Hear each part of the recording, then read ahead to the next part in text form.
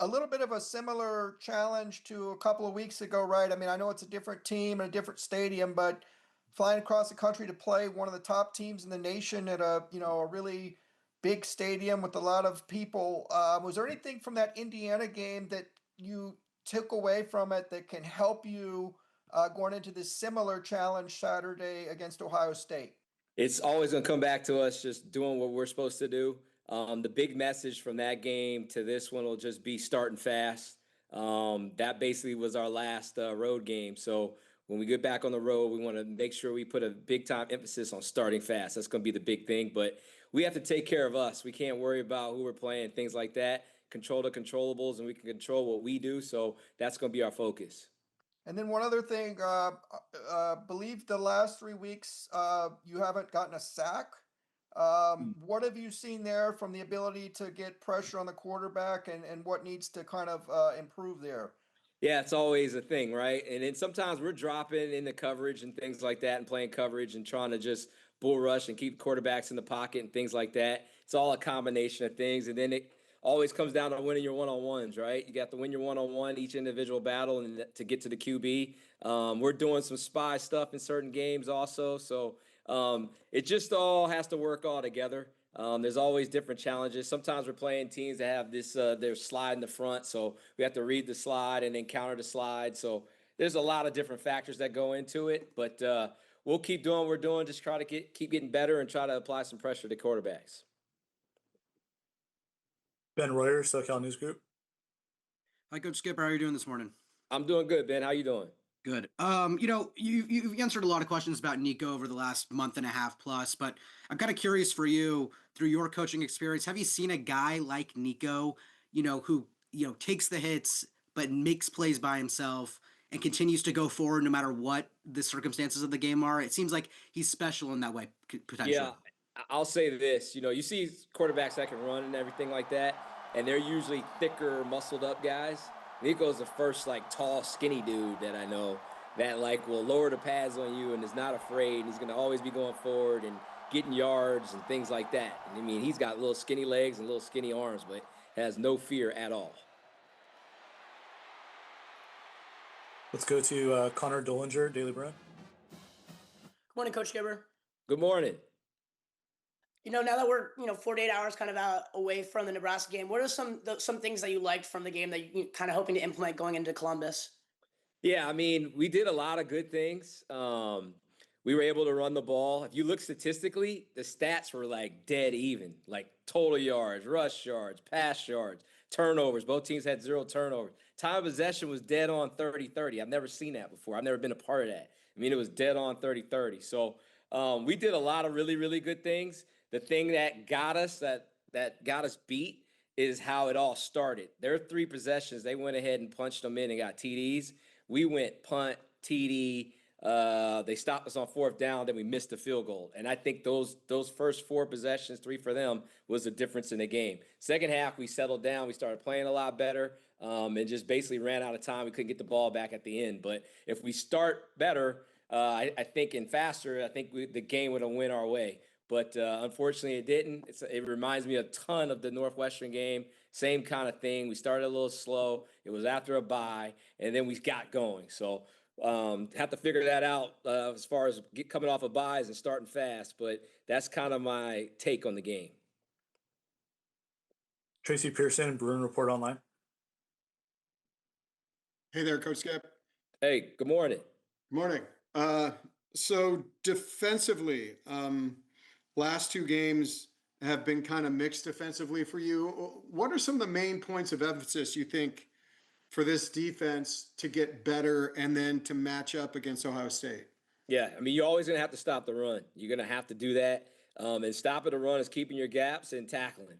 And in this last game, they gave us some extra O-lineman looks in there. They had extra tackle in there, and it took us a while to get adjusted to it. So we're just going to have to play fast. We're going to have to be ready to go. We're going to have to be ready to see any kind of new formations and things they give us and not let it just throw us out and emotionally hijack us. We have to just settle down, play ball, go back to the fundamentals, and then stop the run and fit the run. And then we need to create more third and longs. Like, we're not getting to third and longs. We're getting to third and shorts when it's third down, and it's hard to live that way. So we're going to have to win first and second down, create some third and longs, and then we can go to work. Now, you were talking about Nico, skinny arms and skinny legs, and when he starts scrambling, do you like cringe a little sometimes when you're seeing him out there in open field, maybe being pretty vulnerable? I mean, he looks, the way he runs, he's very, very tough, obviously, but sometimes you're not like worried about injury. I mean, you could worry about injury all game for every one of the players if you wanted to. But with him, he's dangerous with the ball in his hands, and he wants the ball in his hands. Like, he wants that. And I think the contact helps him settle down. Obviously, as your starting quarterback, and you don't want him taking big hits and things like that. But if they're going to give him running lanes, he might as well take them. I kid with him all the time. I say, man, every now and then you might want to slide a little bit. But, you know, when you have a natural runner like he is, you kind of just let them go do their thing. Back to Ben Bulch. Wanted to follow up on Garrett DeGiorgio went out. I can't remember if he came back. I just want to know what his status is and what does the offensive line need to do to kind of help the run game get going a little bit more besides Nico? So Garrett spasmed up to where he was like struggling to walk at the game. And then he did not return. He didn't come back into the game. And then I saw him yesterday. He was walking a lot better. So today's a heavy treatment day, as you know, and we'll see where it goes and progresses tomorrow. But we're going to let him do all the stuff he needs to do today, and hopefully we can get him out there tomorrow. But we'll see tomorrow how he's feeling and doing. What was the other part of your question? Did you ask me about the run O-line? game? How can the offensive line help the run game? Yeah. So sticking to our blocks would be the main thing I would say. Like, we're getting up to where we need to be, just controlling who we're blocking. This Nebraska game, they did a lot of stimming.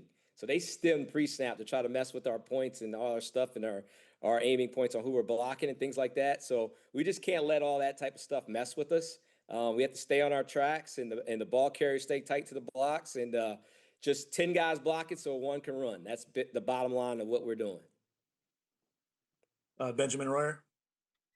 It's a loaded question because of the type of team Ohio State is, but, what have you seen from them in early film preparation and what makes them such a talented roster?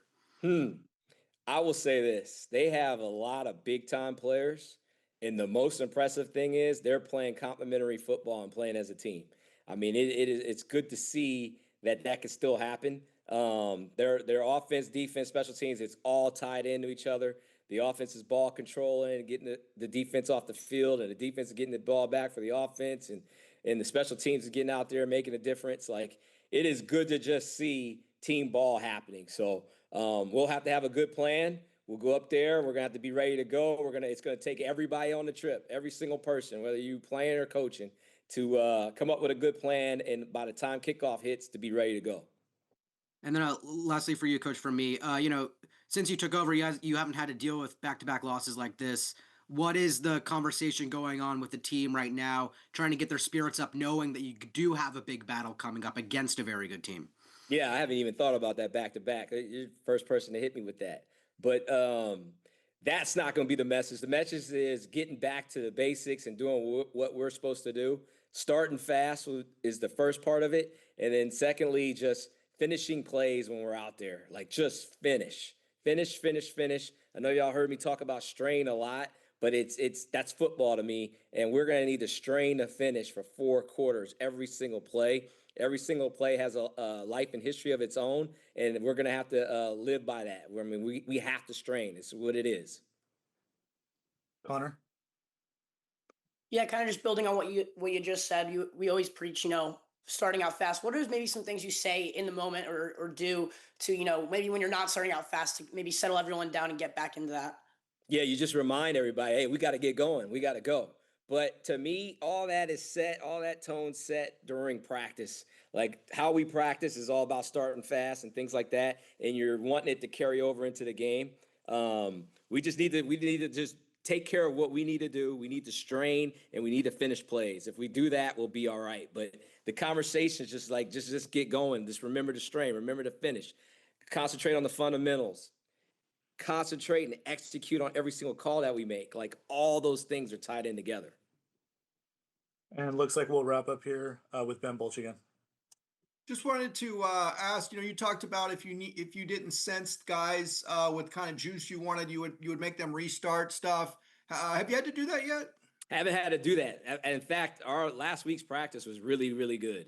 There was a lot of energy. Guys were flying around. Like, there was no indication of guys not wanting to play or practice or anything like that.